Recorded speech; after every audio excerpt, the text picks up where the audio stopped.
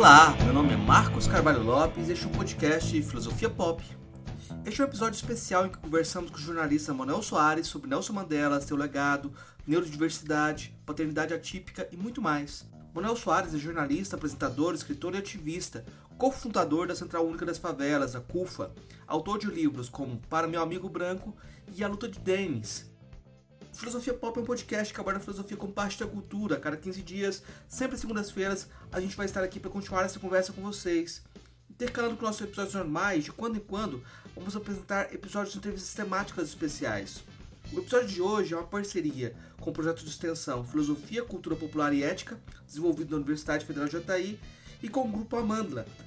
Lembrando que você pode encontrar o podcast Filosofia Pop no Twitter, Instagram, Facebook e outras redes sociais. Nosso e-mail é contato@filosofiapop.com.br.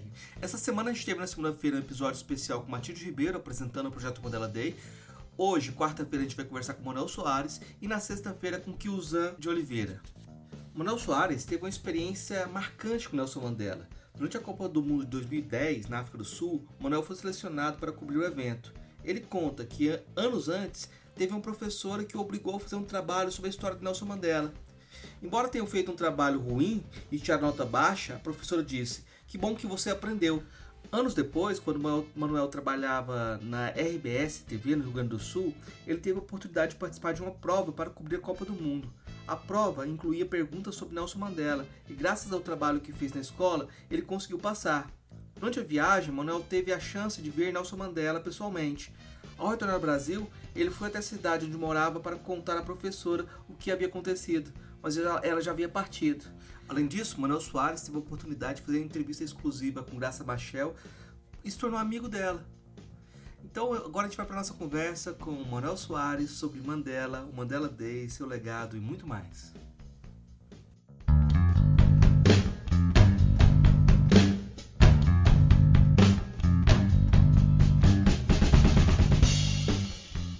Hoje a gente está aqui com o Manuel Soares. É o primeiro podcast dedicado ao Mandela Day, em parceria com a professora Matilde Ribeiro, da Unilab. E a nossa conversa hoje eu vou começar conversando com o Manuel Soares, falando um pouco sobre o Mandela. Eu posso te dizer, falar da minha experiência inicial, foi conhecer o Mandela através de um livro branco do namorado da minha tia, trazia para casa dos meus avós, e aquele livro parecia perigoso. Porque o namorado da minha tia era negro retinto e meu pai era filho adotivo. Ele era o filho negro adotivo. Então, de repente, a minha tia estava namorando uma pessoa negra e os pais dela não consideravam aquilo uma coisa boa, e ele trazia Nelson Mandela, um livro de Nelson Mandela para casa. E meu pai era negro sem identidade racial. Então, de repente, Mandela aparecia para mim como aquele livro branco que eu via que tinha alguma coisa que era perigosa, né? Alguma coisa que causava medo, né? E qual foi sua experiência com Nelson Mandela, né?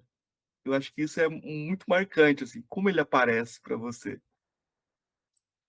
Cara, primeiro é um prazer estar falando com você, é um prazer falar com essa galera, né, Marcos? Eu acho que, como qualquer figura histórica, Mandela é muito interessante, né? Mandela parte de uma pessoa que vem de um cenário de comunidade africana, uma comunidade com todos os preceitos, né, do povo Xhosa, que é um dos povos da África do Sul, e é um povo conhecido pela sua sabedoria, um povo conhecido pela sua posição ponderada perante a vida. E aí é muito interessante que esse menino, por um cenário de desconstituição comunitária, ele precisa sair do seu lugar e vai receber a oportunidade de acessos e de estudos em outro lugar, que é o pequeno Halitata, né? Então, assim, nós temos uma criança que... Isso que eu vou falando para você, assim, são os diferentes Mandelas que chegaram aqui, porque são muitos Mandelas, né? Essa criança Halitata foi o que mais fez Mandela ficar humanizado na minha vida. Porque essa figura pública, essa nunca foi algo assim que me seduziu num lugar de convencimento. Desde pequeno, eu tenho muito medo dos mitos. Eu acho que os mitos eles vêm carregados de lacunas. A verdade mora nos defeitos. A verdade mora, você entendeu? Na fissura relacional. E aí, o Mandela que me apresentaram era um cara jesusificado. Eu falei, beleza, tudo bem. Conforme eu começo a conhecer uma biografia maculada de Mandela, uma biografia de um menino temperamental, que fica triste, que ficou longe dos pais, que precisa estudar, que vai, estuda, que encontra no boxe um caminho, depois disso vai, faz curso de direito, funda o primeiro escritório de advocacia negro na capital sul-africana, vai morar, antes dele morar em Soweto, ele mora em Alexandra, que é uma favela que eu tive o prazer de conhecer na África do Sul. Aí eu começo a ver, não, existe uma jornada do ser humano para essa pessoa de visibilidade, para esse ser mítico, existe uma jornada real. Aí você começa a ver um pouco de verdade no processo. Eu tive o prazer de estar com o Mandela em 2010 no Swansea City durante a Copa do Mundo. Tenho hoje a alegria de dizer que sou amigo da Graça Machel, que é a viúva do Mandela. Mas o que mais me chama atenção assim em tudo é que existe um ser humano com dores, um ser humano com pesares, um ser humano com decisões extremamente difíceis, um ser humano que pagou o preço da genialidade. E, claro, para quem já teve com Mandela, para quem teve contato com a obra de Mandela, com o que Mandela tem coisas muito interessantes, cara. Por exemplo, tem uma coisa que eu gosto muito do Mandela, que você nunca sabe o que o Mandela está pensando. Você conversa... Falo porque, para mim, ainda é muito vivo, né? O Madiba, como é chamado. Mandela, você está falando com ele, ele está ali. Do you understand, Madiba? All right, continue, please. Você não sabe se ele está gostando, se ele não está gostando, se você está convencendo, se você não está convencendo. Então, conversar com ele gera uma inquietude negocial que é algo muito pedagógico, principalmente para nós, pessoas negras que precisamos nos encontrar. E acho que essa foi uma das características do Mandela que fez ele ser tão respeitado, porque Mandela era facialmente não mapeável. Saca? Ele era um cara...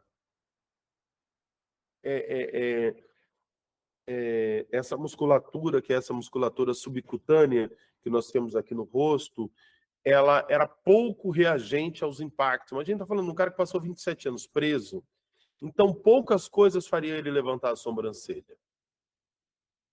Poucas coisas fariam ele dizer, nossa, que loucura. Porque ele viveu o intenso demais da vida. E tem uma coisa que eu também gosto muito, quando a gente pensa Mandela, eu não estou nem partindo na agenda da biografia, dos feitos, porque eu acho que isso as pessoas têm acesso. Eu estou falando do que eu gosto de ler de Mandela, tá? E quando eu falo ler, não é ler livros, eu gosto de... tem uma coisa muito legal, que até o Barack Obama fala um pouco disso, volta e meia a gente vê o Obama falando disso, que ele fala sobre... ele tem uma fala pausada, e aí eu acho interessante na fala pausada do Mandela que ela abre espaços narrativos para que você mentalmente interaja com o que o Mandela está dizendo. Foi uma coisa que eu aprendi muito na minha dinâmica de comunicação. Eu até comentei com a Graça no nosso último bate-papo que eu peguei muito isso do Madiba. Ele fala devagar e conforme ele vai falando as palavras ou um conjunto pequeno de palavras, a pessoa que está ouvindo do outro lado, ela completa o raciocínio e nesse momento acontece uma conexão.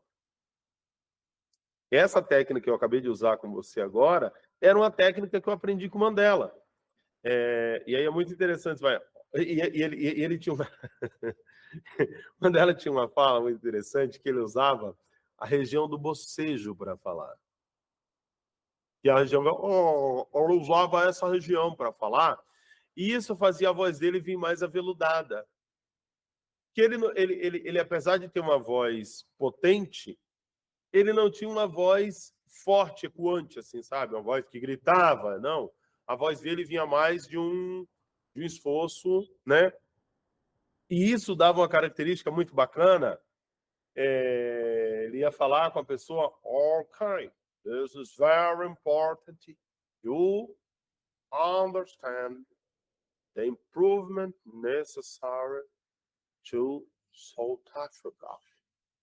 E isso envolvia de uma forma que ficava hipnotizante. E aí tem uma coisa muito legal quando você começa a analisar, fazer o body land do Mandela ali, uma leitura corporal dele, que o Mandela tinha os olhos pequenos. Assim, os olhos mais fechadinhos, né? Quase oriental. E aí, esse body land dele dificultava você mapear, porque o olho é a janela da alma, né? Você precisa vasculhar o olho da pessoa para ver se a pupila está dilatando, se não está dilatando. Por mais que você não faça isso de uma maneira intencional, você está lendo aquilo, né? A gente aprende isso desde criança. E no Mandela você não tinha como fazer esse mapeamento. Então, existia uma capacidade na comunicação do Mandela natural de camuflar as suas reações que criava uma sensação de expectativa e uma sensação de não deciframento do que ele propunha, entregava, ou o que ele era, que era muito interessante. Muito, muito, muito interessante quando nós começamos a entender o que é não só essa lógica mais concreta de análise do que a biografia dele, mas, acima de tudo, quando você se propõe a entender o que é Nelson Mandela num lugar de estratégia humana de sobrevivência. Confesso que eu acho muito, muito interessante. E eu acho que esse Mandela é o Mandela que eu mais... É o Mandela que eu mais consumo, é o Mandela que eu mais interajo, é o Mandela que eu mais vivo, que é o Mandela dedicado a um processo de conquista humana na micro-relação. Eu fiquei pensando, claro, eu sou da filosofia, fiquei pensando sempre que a filosofia, como forma de vida, sempre replica a imagem de Sócrates no Ocidente. E o Cornel West, que é um filósofo afro-americano, ele chama a atenção sempre que o Sócrates é muito pungente, mas o Sócrates nunca chora. O Sócrates tem sempre essa representação de alguém que tem uma incompletude em relação às possibilidades humanas, né? Porque ele não traz o choro, né? E a marca dele é sempre a ideia de ironia, de você não saber localizá-lo porque ele está irônico. E aí você tem uma coisa do Mandela de você não saber localizá-lo, não por conta da ironia. É por isso que pelo que você disse, né? Como se ele criasse um espelho. Ele traz um espelho para você se vê ali também, né? Você, na tentativa de desvendá-lo, você começa a se identificar também, né? Eu acho que tem algo muito interessante mesmo. E eu acho que essa vinculação com o seu trabalho fica muito clara, assim, com você buscando inspiração até no jeito de dizer, né? Eu queria dar um passo atrás, porque eu não sabia que você era cofundador da CUFA, né? Eu queria que você falasse um pouquinho sobre como o ativismo, o jornalismo se vinculam na sua trajetória, né?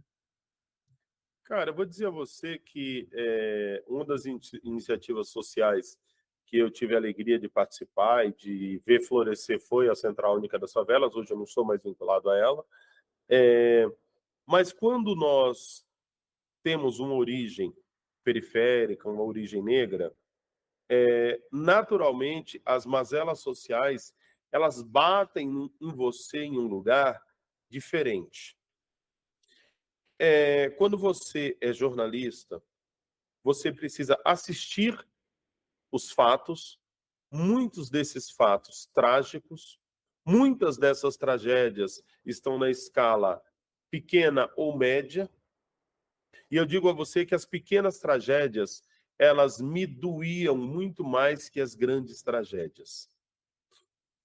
E eu explico o porquê disso. Porque, por exemplo, quando eu fiz a cobertura do incêndio na Boate Kiss, eu vi ali a tragédia de mais de 200 jovens assassinados por conta da imprudência de empresários e gestores públicos. Me doeu o coração, mas não era algo que eu poderia fazer nada para mudar, porque aqueles jovens já estavam, infelizmente, sem vida. Quando eu cobri a queda do avião da Chapecoense, era trágico, mas assim, um avião tinha caído. Agora, quando você vai fazer a cobertura, sei lá, de uma enchente na Ilha da Pintada, no Rio Grande do Sul, e você vê uma criança de 8 meses numa situação de inanição, é uma tragédia pequena para o mundo, mas muito grande para aquela criança. E é uma tragédia que, de alguma forma, você pode ajudar a solucionar. Pelo menos mais do que as outras tragédias que eu trouxe para você. Porque, então, assim, chegava um momento em que a independência jornalística ela parecia uma negligência humana naquele contexto. E eu não conseguia ficar passivo diante de uma tragédia que se apresentava na minha frente, e eu não conseguia me convencer de que o simples fato de eu documentar, tirar uma foto do urubu querendo que a criança morresse para que ele comesse, o fato de eu fazer esse registro e denunciar isso publicamente já me dava uma função digna naquele contexto. É nesse cenário que iniciativas sociais como a CUFA acabam ocupando um espaço na minha vida. Porque eu falava, cara, eu não posso ir lá documentar uma criança com fome, trazer, fazer a denúncia, pressionar o poder público por uma mudança, mas não fazer nada por aquela criança. E achar que eu estou certo, não fiz nada pela criança, mas fiz a denúncia. Não é assim. E não é assim porque, em alguma escala na minha vida, eu estive também no lugar daquela criança. Aquela criança sou eu, de alguma forma. Então, a minha intersecção direta da comunicação com as iniciativas sociais, elas acabam sendo fecundadas nesse lugar. Tá? Elas acabam sendo fecundadas nesse lugar, que é um lugar que, assim, chega um momento que a imparcialidade ela acaba sendo um esconderijo covarde para a humanidade. E aí eu tive que repensar como é que eu ia ver e eu ia fazer tudo isso, entendeu? Tem um aspecto da sua trajetória, vou puxar para um lado pessoal, porque é muito importante, que é a questão do TEA, a questão do autismo. eu sou pai de uma criança com TED há 4 anos, vai fazer 5 anos agora. E, claro, toda a minha vida se modificou por conta disso. Na última reunião dos professores da minha universidade, o pessoal estava cobrando, eles estão agora implementando dentro de si uma lógica neoliberal sobre produtividade. E eu falei, olha, a minha prioridade é meu filho, disso eu não abro mão, e minha carga horária está modificada, está tudo modificado por causa dele. Então, saibam de antemão, meu filho está na frente, né?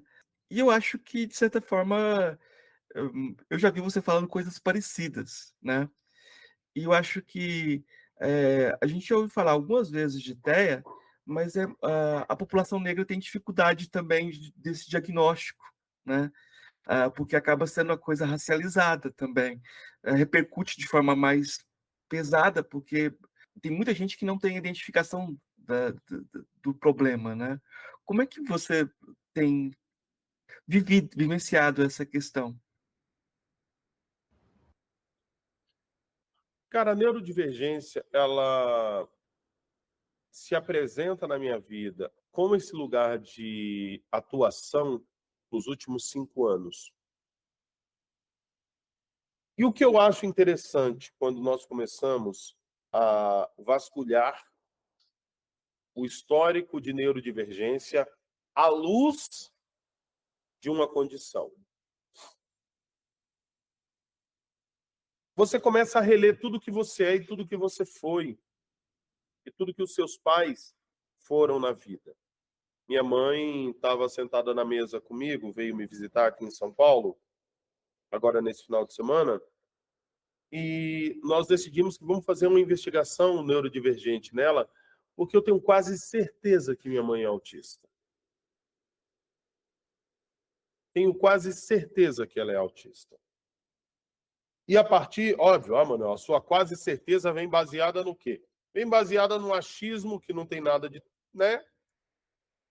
Quem vai dizer isso é o neuro, não sou eu. Mas, no meu olhar, na minha experiência de vida, no que eu tenho vivido, no que eu tenho estudado, ela apresenta características muito condizentes com o cenário de autismo que nós temos encontrado por aí, nas nossas pesquisas, nossas conversas e andanças. Qualquer coisa, qualquer cenário no Brasil, ele não tem como ficar alheio à racialização. Mas ele não tem como ficar alheio à racialização porque o Brasil ele é fecundado na sua gênese uma relação racial. Agora, tem uma questão muito séria, que é como nós vamos enxergar a racialização dentro da neurodivergência. Existem alguns prismas, Marcos, que nós podemos ver isso. Podemos ver isso pelo prisma da fragilidade. Isso é o prisma mais tátil nesse momento, de uma textura mais áspera que você toca e sente. Pessoas negras têm menos acesso a oportunidades, a estudos, menos acesso ao desenvolvimento humano. O IDH da comunidade negra é um IDH menor. Naturalmente, a neurodivergência nesse cenário produz, obviamente, um quadro muito mais feio a ser pintado. Certo? Para que tenha um desenvolvimento interessante quando falamos de neurodivergência, precisa da presença paterna, mas como existiu uma desconstituição da figura paterna na comunidade negra, naturalmente essa figura paterna é inexistente, você tem uma maior, uma maior marca de abandono de lar por parte dos homens negros. Tá tudo certo, não estou questionando isso. Se nós começarmos a olhar a partir das fragilidades, nós vamos dizer que ser neurodivergente e negro é a pior coisa do mundo. E aí o que eu fiz nos últimos anos da minha vida foi tentar entender quais são os ativos que o meu povo traz quando olhamos o cenário da neurodivergência? Quais são os ativos que o povo negro traz no cenário da neurodivergência? Ao invés de ficar pensando nos passivos.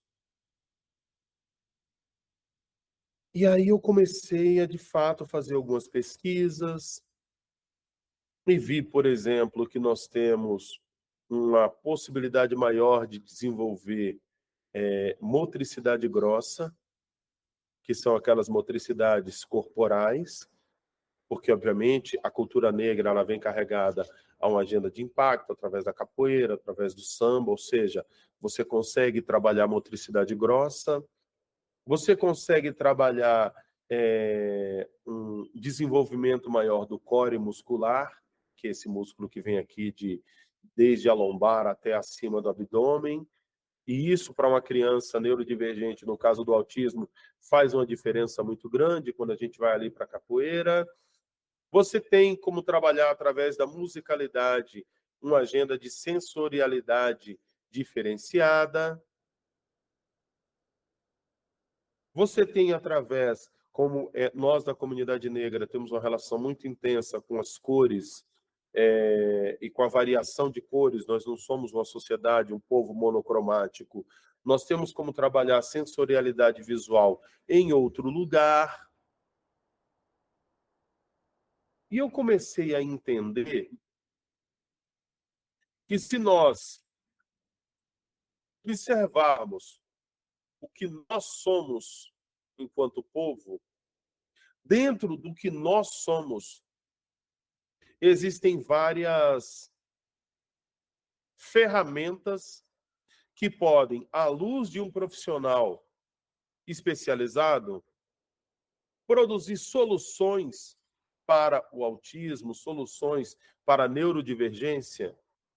São soluções muito importantes. O meu olhar, quando nós fazemos essa transversalização da neurodivergência e da racialização, é um olhar de produção de solução e não de detecção de problemas somente. Porque diagnóstico de problemas é o que a internet mais me entrega. O que a internet mais me entrega é diagnóstico de problema. O que raramente eu consigo são pessoas que me tragam perspectivas de soluções. Perspectivas de soluções em que eu não preciso imputar ao outro a responsabilidade de solucionar nada. Que eu possa entender em mim quais passos eu posso dar. Porque, sinceramente, eu não vou convencer as pessoas que desacreditam da necessidade do nosso impulsionamento como povo. Eu não vou convencê-las do contrário, porque me ter nessa condição faz parte da estratégia de ascensão dele. Se o seu cachorro em casa tiver como objetivo comer na mesa, e para ele isso for uma coisa importante, sentar na mesa com garfo e faca e comer, mas você, como dono da casa, acreditar que comer na mesa não é para o cachorro, desculpa, você não vai trabalhar para que o cachorro alcance o objetivo dele. Ai, Manuel, que figura de linguagem, que analogia mais esdrúxula essa que você fez. Não quando nós temos um cenário de animalização do povo preto e nós temos um cenário de animalização da pessoa neurodivergente. Sim, porque uma pessoa neurodivergente é tratada como bicho nesse país. Não existe um compromisso com o desenvolvimento desses dois eixos sociais. Quando esses dois eixos se cruzam, cara, eu ficar fazendo denúncias públicas dizendo que, olha, não me deram atenção, não fizeram e não vão fazer. Não fizeram e não vão fazer. Ah, mas está certo. Isso não é sobre certo ou errado. É sobre não vão fazer. E tu pode dar o chilique que você quiser, tá? Pode ficar chateado como você quiser ficar. Cresceu. Não vão fazer. Não vão fazer. Nós não temos um marco regulatório que trabalhe, por exemplo, o atendimento terapêutico no Brasil. Não temos. Não temos. Nós temos aí uma comunidade neurodivergente que é exilada entre muitas clínicas que cobram R$ 350 a hora de terapia, quando a gente fala de terapia aba, e essas clínicas não entregam gráfico, que é básico. Não existe aba sem gráfico. As clínicas não entregam gráfico. Aí você vai lá como família, se esforça para pagar, paga o plano de saúde, na hora de reembolsar, o plano diz, olha, tem 35 horas de terapia para essa criança por semana, é muita terapia, não vou pagar. Aí você, como família, fica exilado entre muitas clínicas terapêuticas que cobram o olho da cara por uma terapia que não causa o desenvolvimento necessário, porque ela não está ancorada numa prática de solução real, baseada em gráfico, em estudos, em apontamentos sérios, e a briga entre os planos de saúde que dizem não vou pagar. E, no fim das contas, a família e a pessoa neurodivergente, ela é um marisco que fica entre a correnteza e a rocha. Não estou aqui para defender plano de saúde, não estou aqui para defender clínicas terapêuticas. Eu estou dizendo que a incapacidade desses dois eixos de estabelecerem uma lógica está prejudicando famílias, inclusive famílias negras. Ah, Manuel, mas disso aí tem o SUS. Bom, piorou ainda. Piorou ainda. Piorou ainda. Se a saúde suplementar, o sistema de saúde suplementar, não entrega o que é necessário, a imensa população brasileira negra de periferia que depende do SUS, ela está tirada às baratas.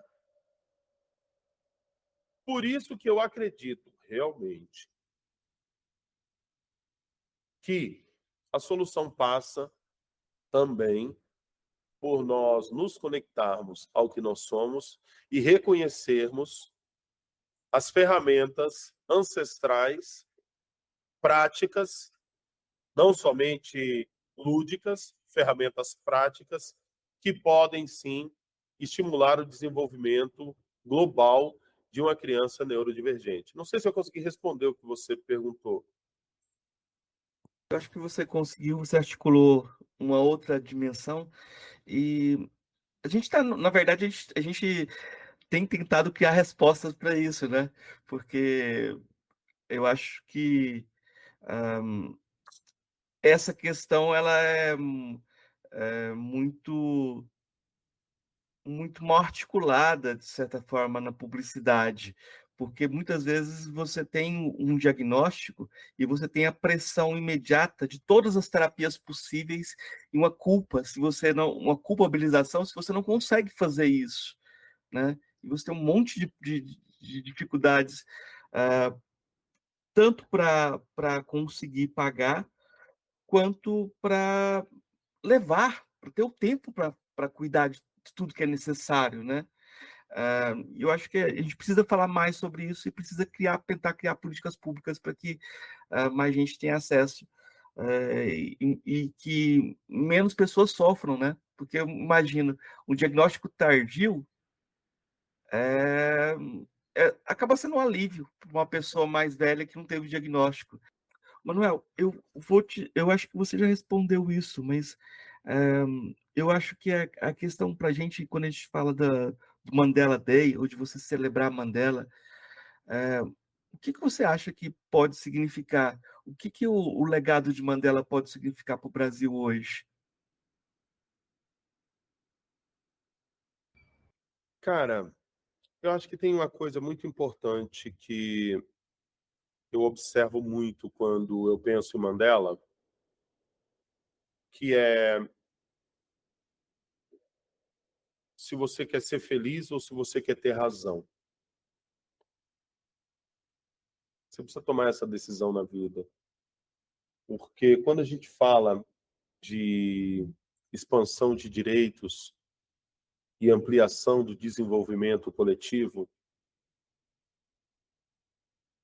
Você precisa tomar a decisão o que é que você quer. Nós temos uma população que vive em uma agenda de alienação social e intelectual no Brasil muito grande. E aí, muitas vezes, se cria políticas de acesso a estudo, de acesso à formação, de, né, inúmeras oportunidades, e as pessoas não vão. E aí, quem batalhou por essas oportunidades fica frustrado, dizendo, meu Deus, foi tão difícil. E a pessoa não foi. Por que que ela não foi? Por que que eles não abraçaram? Foi tão difícil conquistar. Por que que as pessoas não foram? Porque ir em direção a essas conquistas daria a essas pessoas razão. Razão ali no sentido mais core dessa palavra, você teria uma razão para a equação. E, às vezes, o preço pago pela razão é a sua infelicidade. Porque quando você tem razão, quando você tem conhecimento, quando você tem entendimento, você tem visão. E quanto mais a sua visão se expande, mais crítica ela fica. Você consegue analisar. Você divide as coisas em partes e analisa como quem analisa a vida através de um microscópio. Porque é isso que o conhecimento faz com a gente. Ele possibilita que a gente analise. E a partir da nossa análise, a gente vai formar opinião. E a partir da nossa opinião, nós teremos convicções. E quando você está convicto de algo, a sua convicção pode gerar divergência. E quando você diverge de uma outra pessoa, você disputa. E quando você disputa, o conflito é inevitável. Quando eu analiso a vida do Mandela, eu analiso a vida de um cara que, se tivesse ficado lá no povo Xhosa, talvez estivesse vivo hoje. Talvez não tivesse sofrido tanto, talvez não tivesse passado 27 anos na cadeia, talvez não tivesse perdido um filho, talvez não tivesse deixado de viver a alegria que ele tinha com a Winnie, talvez tivesse sido um homem mais feliz. São poucas as fotos que nós temos do Nelson Mandela sorrindo. Então, quando nós começamos a pensar no Mandela Day, a gente precisa pensar se a gente quer ser feliz ou quer ter razão. O Mandela optou por ter razão. Foi uma decisão que ele tomou na vida. Ele manteve até o fim. E hoje nós aplaudimos e reverenciamos essa decisão. Mas eu pude ver a tristeza nos olhos dele. Eu pude ver essa tristeza. Então, acho que quando nós temos o Mandela Day, nós temos que tentar entender qual é a decisão que diariamente nós estamos tomando, ou se nós estamos fazendo um processo de militância para aplacar outras frustrações que nós temos na vida, uma necessidade de visibilidade identitária, uma necessidade de dourar a pílula do nosso ego. O que que a gente está querendo? O que que a gente quer, na verdade? Porque, sinceramente, o que eu mais vejo é uma galera da militância que a mãe está sem gás em casa, a parede está sem reboco e essa pessoa está gastando dinheiro com militância. Eu acho que a responsabilidade social começa também dentro da sua casa, com a sua família, com os seus filhos. Quando você sacrifica pessoas que estão dentro da sua responsabilidade primária em nome das suas convicções identitárias, isso é contraditório. Isso é contraditório. A sua mãe tem um plano de saúde? A sua mãe tem um plano funerário? Os seus filhos vão completar 25 anos com condições de ter autonomia financeira, psicológica, emocional e espiritual? Os seres que o Orum colocou em volta de você estão sendo seres bem cuidados por você? Você já cumpriu a sua missão com os seus próximos para depois querer cumprir essa missão fora? Você já fez isso? Já fez o dever de casa? Ou você está querendo limpar a rua enquanto sua casa está suja ainda? Quando eu reflito no Mandela Day, eu reflito exatamente nisso. Porque no fim das contas é isso. Ele libertou o país, ele foi referência para um planeta, mas para mim foi muito marcante olhar nos olhos dele e não conseguir ver felicidade. Diferente do reverendo Desmond Tutu, que eu tive o prazer de conhecer também, e aquele era feliz. Feliz, feliz, ele parecia uma criança. Por algum motivo, Desmond Tutu era feliz. Feliz, feliz. Uma felicidade que eu espero ter quando eu chegar na idade daquele velho. Maravilhoso. Não encontrei essa felicidade nos olhos de Madiba. E isso é uma coisa que me preocupou bastante. Você acha que a cultura negra não tem tem aprendido a transformar a dor em formas de celebração? Eu não digo que a dor e a alegria, porque isso é algo externo, né?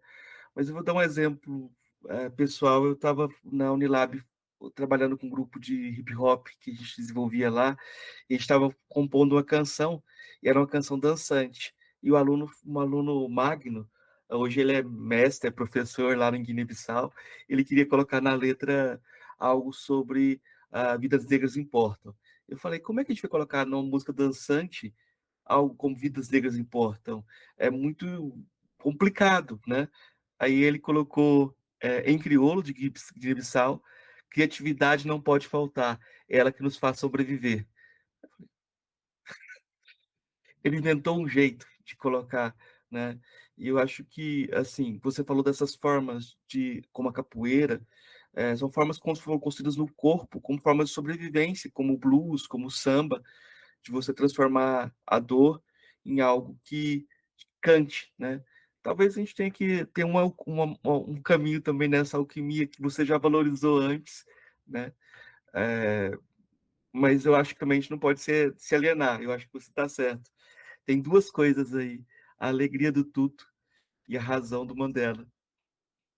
O Tuto não deixava de ter razão também, então vamos ter que aprender com eles, né? Eu vou dizer para você que quando nós começamos a transitar nesse papo de você transformar a dor em alegria, em você ressignificar os fatos, eu acho que nós, povo negro, fazemos isso, mas a gente faz isso porque os humanos fazem isso. Você vai no Havaí, tem festa no enterro. Você vai na Índia, esses rituais acontecem. Quem não tinha esse hábito eram os europeus. Os europeus viam a morte como tragédia. Os outros povos não viam morte como tragédia. Entende? Então, eu acho que nós precisamos passar por um momento em que reconectemos dialeticamente as características do nosso povo ao mundo e que a gente consiga dizer, olha, assim como o povo indiano, assim como o povo oriental, assim como o povo árabe, nós temos características X, X, X e Y. Nós precisamos cada vez mais universalizar as nossas práticas de existência. Porque senão a gente começa a achar que isso pertence a nós. E quando você não consegue estabelecer uma dialética com o mundo, você vai ficando cada vez mais guetificado. Então, transformar as dores em alegrias lúdicas não é uma característica somente do povo preto. É uma característica de humanos quando falamos em ressignificação. Óbvio que quando nós falamos do povo preto, nós temos uma estética. Quando falamos do povo indiano, temos outra estética, mas é isso. O Dia de los Muertos que nós temos no México, que não é uma sociedade negra, cara, é sobre isso. Então, eu tenho me inclinado a tentar desguetificar as minhas percepções de vida para que nós podemos ficar cada vez mais universais. Entende o que eu estou dizendo? Porque, cara, nós não somos de outro planeta. Nós somos humanos. Nós somos humanos. E aí, quando a gente fala de um cara com machado que controla a justiça, que pode controlar o tempo, bom, se você é uma pessoa de cultura eurocêntrica, talvez você pense em Thor. Se você é de uma cultura africana, você vai pensar em Xangô. Mas existe uma circularidade cultural, uma circularidade ritualística que faz com que Thor e Xangô sejam dois homens que têm como cor primordial a vermelha, que tenham machado, que controlem a mesma força da natureza. Quem foi que nos disse que Thor e Xangô não são a mesma pessoa? Quem foi que disse que não? Esse processo de reconhecimento da nossa humanidade, ele precisa acontecer por parte de quem nos oprime, mas também da nossa parte. Nós precisamos nos reconhecer como humanos. Humanos. Meu cabelo não é uma coroa. Meu cabelo é cabelo. Preciso que você respeite o meu cabelo, porque ele é cabelo. Respeita meu cabelo. Não é uma coroa, é um cabelo. O meu joelho não são as bases que seguram a sociedade. Não, não, meu joelho é joelho. Respeita meu joelho, porque meu joelho dói. Tenho quase 50 anos. Meu joelho dói. Por favor, respeita meu joelho. Entende? Meu filho não é um menino que tem sangue de rei, sangue ancestral. Não, não, é só uma criança. Respeita, filho. Se ame, porque você é um menino. Você entendeu? Eu não preciso santificar a minha existência, porque o ato de santificação também é um ato de desumanização. Porque assim como macacos não são humanos, deuses também não. Eu não sou Deus, eu não sou macaco, eu sou humano. Me respeita. É meio maluquice da minha parte, mas sei lá, é pelo menos assim que eu vejo as coisas, sabe? Eu acho que faz toda a circularidade entre o que você falou no começo do Mandela, de como você gosta de ver Mandela, de a gente tirar o Mandela desse lugar de mito desumanizado, de uma pessoa que não tem uma trajetória de construção, que é uma coisa mágica, deificada, né? Com o que você trouxe agora. Essa necessidade de humanidade é que eu estava falando. Sócrates não chorava. A gente tem que colocar as dimensões humanas em tudo, né? E aprender a ser mais amplamente humano. Manuel, eu queria agradecer muito a sua participação, a possibilidade de diálogo, deixar espaço aberto para você dar o seu recado derradeiro aqui. Muito obrigado. Cara, meu recado derradeiro é façam terapia. Façam terapia. Gastem dinheiro com terapia. Sobrou um dinheirinho. Vai para terapia. Vai fazer um bem danado para você. Tá ótimo, muito obrigado.